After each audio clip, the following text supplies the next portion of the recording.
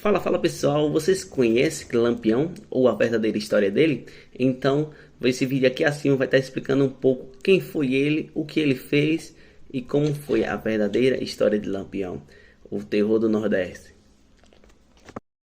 Além de estuprador, além de amigo do latifúndio, além de terrorista dos pobres e oprimidos, racista notório. Vou mostrar que Lampião não era tão valente assim.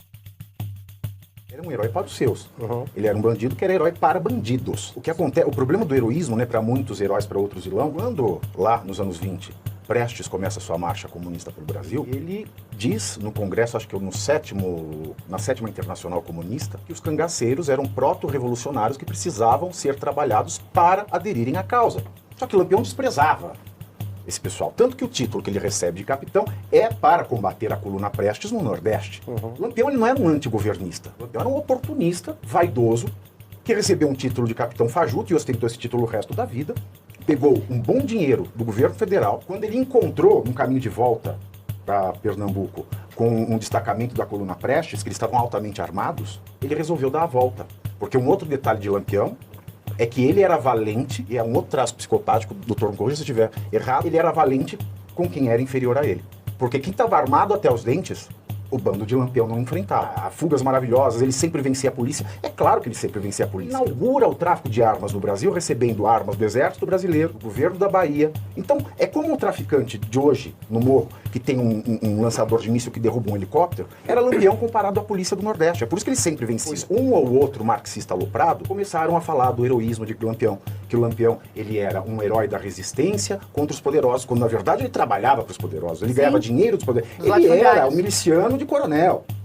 Ele aterrorizava quem? O coronel? Não, o coronel pagava, ele não fazia nada, ele aterrorizava o povo. O Movimento Sem Terra, uma vez, teve um tema de festividade com o Lampião. Se você parar para pensar, se existisse reforma agrária na época, o Lampião ele era o maior inimigo da reforma agrária. O Lampião ele faz a simbiose do coronel com o cangaceiro.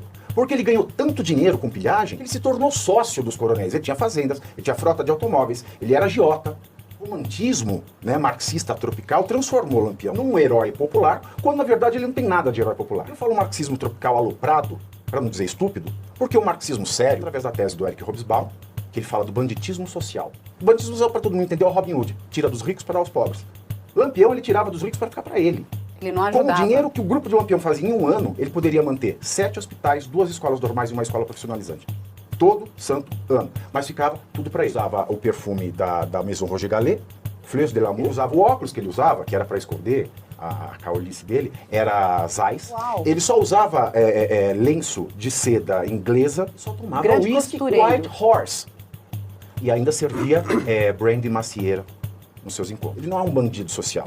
Ele é um bandido de controle social. Ele é um bandido para colocar o povo no cabresto. Lampião não pode ser um bandido social porque ele era muito sádico. Nos estupros, por exemplo, uma vez ele invadiu um casamento, estuprou a noiva, mandou a avó da moça limpar o pênis dele e depois ofereceu a noiva para Gera. A Gera era o nome do estupro coletivo. Uma outra ocasião ele estuprou uma moça, ela começou a sangrar tanto com uma hemorragia, ele colocou terra e socou com o punhal a terra até estancar o sangramento. Curisco, que era o segundo, né, na linha de comando, ele se casou com Dadá, mas ele conhece Dadá quando Dadá tinha 12 anos. E Dadá, com 12 anos, ela era uma menina virgem, então quando ele transa com ela, ele causa hemorragia, ele deixa a menina em carne viva e deixa ela lá maturando, fazendo visitas e estupros periódicos. Zé Batista, ele ferrava as mulheres que ele estuprava com JB na bochecha. Lampião mesmo, ele chegou a ferrar mulheres porque elas usavam cabelo curto e ele achava isso imoral. Como os cangaceiros eram milícias privadas dos coronéis, né, o Lampião ele faz uma inovação. Ele não se vincula a nenhum coronel, porque antes um coronel, uma família, tinha lá o seu exército privado de cangaceiro. O Lampião, ele não tinha um coronel, ele tinha um coronel que pagasse mais. Então ele barganhava entre coronéis. Olha, coronel, eu tô te dando proteção, mas o outro coronel me ofereceu mais. Lampião era um grande racista. Além de estuprador, amigo do latifúndio, além de terrorista dos pobres e oprimidos. Ele era um racista notório. Uma vez ele foi para Queimada, na Bahia, ele viu um juiz preto. Ele diz: "Ô terra desgraçada, até a justiça é preta."